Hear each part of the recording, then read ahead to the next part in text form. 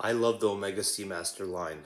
This is probably going to be reviewed just on the overall line, overall on the Seamaster. My thoughts on the overall Seamaster, and then in the future I may do a separate video on the particular Seamaster that I own. But here's the one that I own.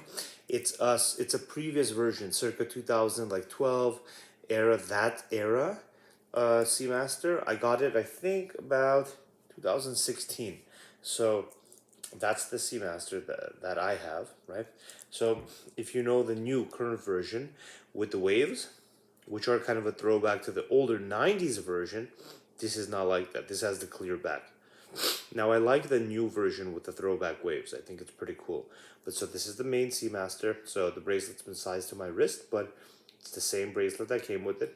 I have a couple of other additional bracelets that I have that I switch out, which I may show later. But yeah, this is the stock bracelet. Beautiful, obviously not an open back. 300 meters. For this one, it's 300 meters with a screw down crown and a hydrogen release valve right here. More of a showpie thing than something for real, but that's just this Seamaster. Some other Seamasters have much higher depth ratings, like 600 meters instead of 300 meters. But and this is a ceramic bezel, but there's different types. But in general, the Seamaster is a great watch.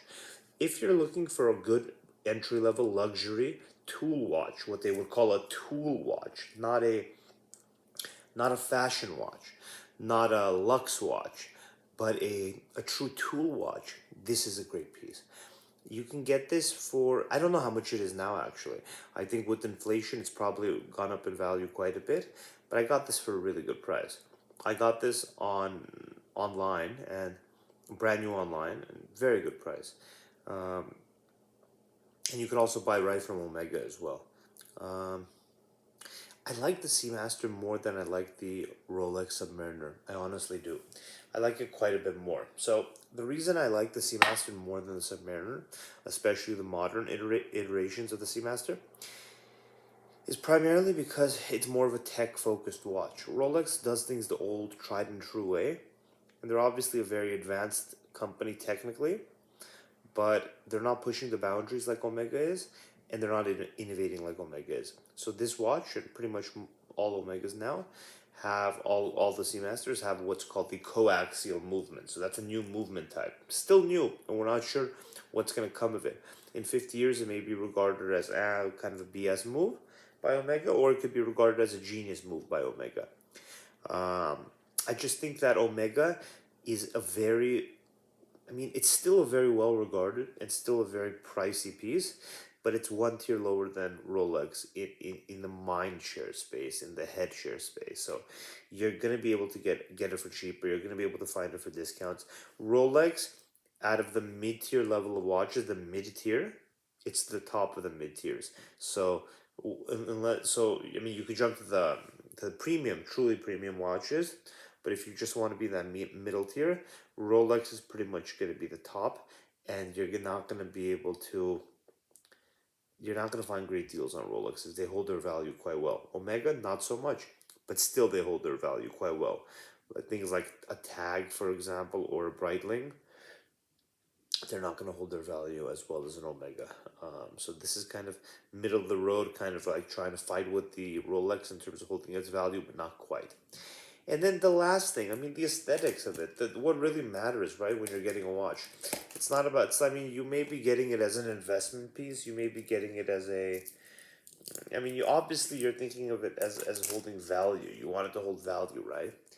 But the thing is, what you need to understand is that these are going to be luxury pieces regardless, no matter what.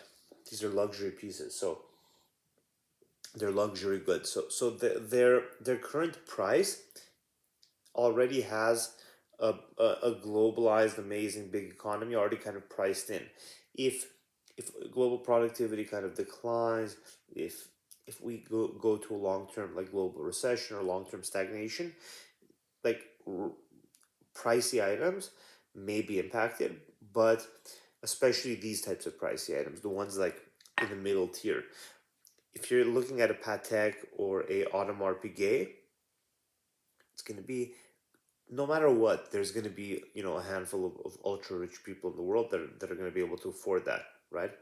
This, it's not those people that are buying this. This is more of like an office worker who, who got a promotion and now is celebrating with this watch, or somebody you know, who graduated college and got this as a gift, or someone who um, always had crappy watches and then decided to finally upgrade to a very cool and a cool versatile like tool watch, but also luxury watch like an Omega, or someone that has a tendency to consume, is a consumer at heart, and not really at heart, but like just has a consuming tendency, and instead of battling that on their own, they're more focused on like deploying their consumption in a way that doesn't just completely destroy wealth. So instead of buying shoes and belts that are completely not going to have any resale value in 10 years, they would buy what, or like a suit, they would issue that.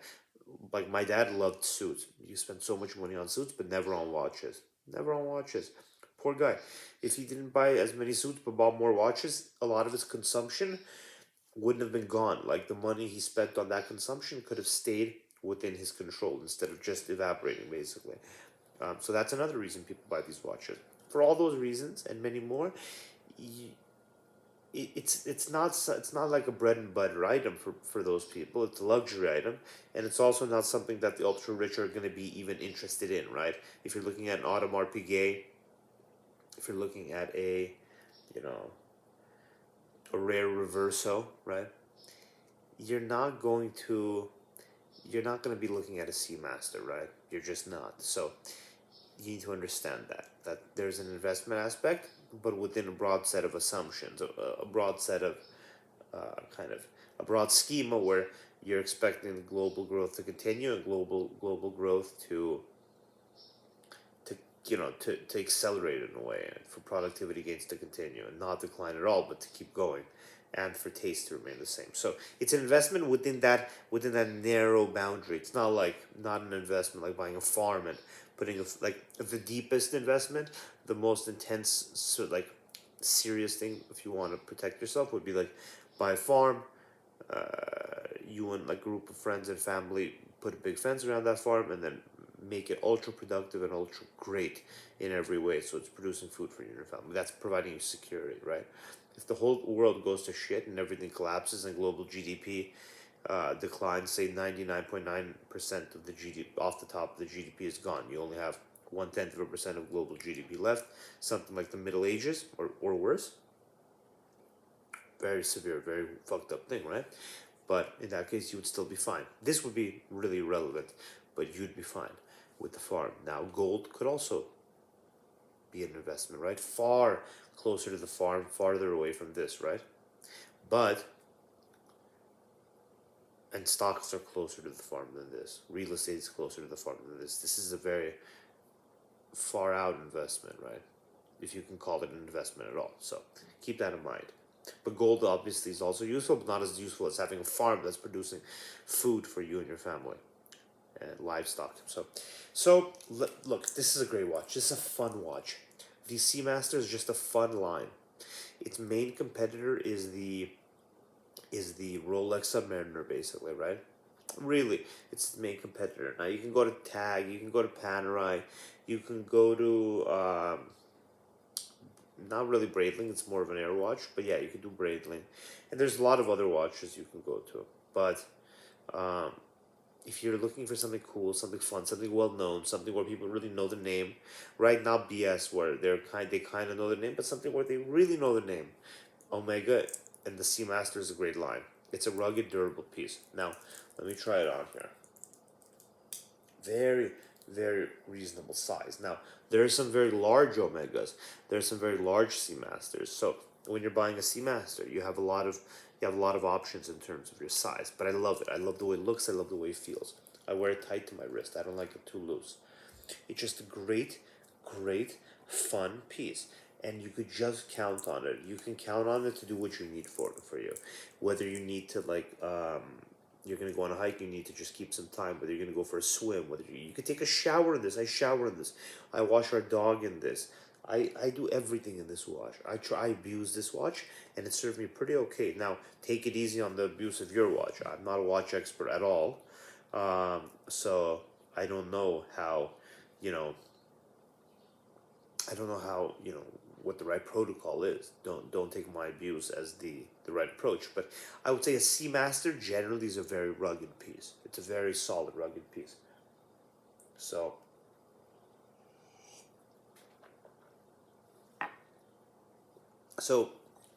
if you're an office guy and you need to just show off at the office, you want to have a little bit of something nice. You're seeing other people have it. You just that consumption bug hits you. This is a good piece to get. Now, don't get something that you're gonna not this particular piece. Just get it. The Seamaster is a good piece. I mean, this is a general Seamaster review.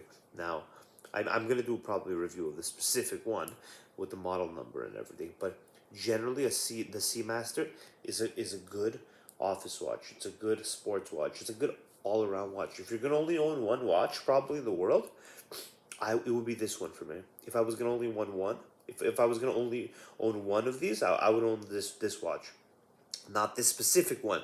Another type of Seamaster. I would not own this specific Seamaster if I could only have one watch, but it would be a Seamaster actually, and it wouldn't be a Submariner. It just wouldn't. I like the Seamaster that much.